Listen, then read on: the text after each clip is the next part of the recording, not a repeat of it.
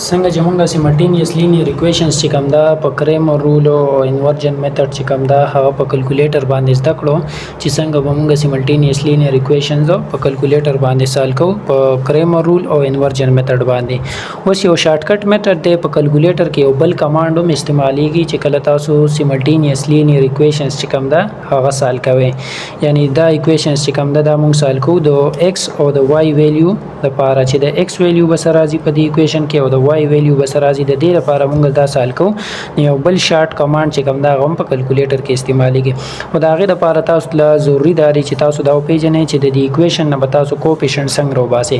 لکه اولنی ایکویشن دی نو د دې کوفیشنټ چې تاسو روباسئ نو دا به تاسو دې سره کمپیر کې، یعنی د a ویلیو دلته کې چې کوم دا 1 ده د اولنی ایکویشن لپاره، د b ویلیو چې کوم دا -2 ده او د c ویلیو چې کوم دا سره 1 ده. د کشان د دویم ایکویشن چې کوم دا تاسو راواله 3x + y = 10. نو دا چې تاسو کمپیر کې ax + by + c دې سره چې کوم دا = c دې سره تاسو کمپیر کړئ. د a ویلیو دلته 3 ده، د b ویلیو چې کوم دا هغه دلته کې 1 ده او د c ویلیو چې کوم دا هغه 10 ده. نو چې تاسو دا ویلیو روباسل شي یا سمپل بس دا یاد ساتئ چې اولنې ویلیو د a وی، دویمه د b وی او د لاست چې کوم دا د c وی دا د c ویلیو وي. یو بل شارټ کمانډ په کیلکولیټر کې استعمالیږي چې په هغه باندې به موږ دا ایکویشنز سال کوو. نو دا هغه لپاره به تاسو څه کوئ، موډ به کلیک کې په 5 نمبر باندې چې کوم دا لیکل دی EQN یعنی ایکویشن، نو 5 په کلیک کې په دې کې په اولنی نمبر چې کوم دا لینیر ایکویشن سټانډرډ فارم تاسو لدر کړل. نو 1 په کلیک کې چې 1 مو کلیک کو نو دلته تاسو کته شي دلته کې تاسو ته لیکل دي 1 او 2، یعنی دا دته چې کوم دا تاسو به ایکویشن 1 وای چې دا تاسو سره ایکویشن 1 دی او دا چې کوم دا ایکویشن 2 دی. نو په دې کې بیا تاسو ته بر لیکلی a b او c، یعنی تاسو چې کوم دا a b c ویلیو روباسلې دي د ایکویشن 1 د لپاره موږ د a b او c ویلیو دا روباسلو.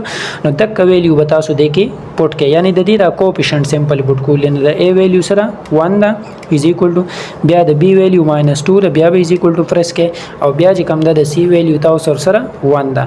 نو دا تاسو د ایکویشن 1 چې کوم کوفیشنټ او هغه پاسه واچول، ورپسې به د ایکویشن 2 کوفیشنټ واچوي. نو هغه تاسو روباسلی د a ویلیو 3 ده، د b ویلیو چې کوم دا هغه 1 ده او د c ویلیو چې کوم دا هغه سره 10 ده.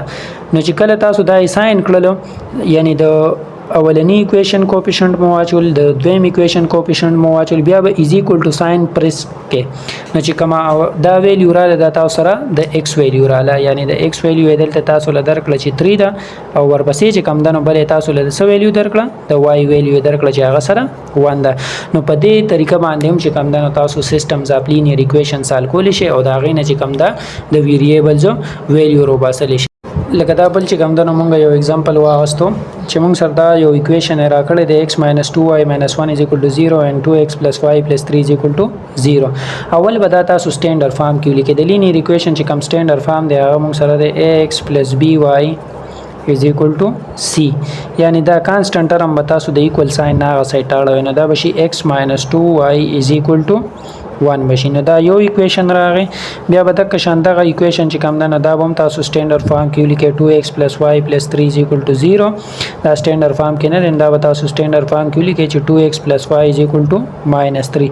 نو دا تاسو سره بل ایکویشن راغی. اوس په چې کوم دا تاسو په کیلکولیټر باندې سال کوئ، نو دا غیر لپاره به سمپل سو کې تاسو به موډ بٹن کلیک کې پای باندې چې کوم دا EQN دی دا به کلیک کې، بیا په 1 نمبر چې کوم دا د لینیر ایکویشن سټانډرډ فارمیټ دی دا به کلیک کې. نو د ایکویشن 1 نه به تاسو کوفیشنټ راواله، دلته د a ویلیو چې کوم دا 1 ده، د b ویلیو -2 ده او د c ویلیو چې کوم دا سره 1 ده. بیا بدلته کې د دې ایکویشن 2 چې کوم دا کوفیشنټ والے دا 2 ده، بیا به 1 ده او لاست کې چې کوم د c ویلیو دا -3 ده. بیا به = ساين کلیک کړئ نو تاسو له د x ویلیو درکړه چې یاري د دې ایکویشن لپاره به د x ویلیو -1 راځي او د y ویلیو چې کوم دا نو هغه هم تاسو له درکړه چې هغه به سره راځي -1 به راځي.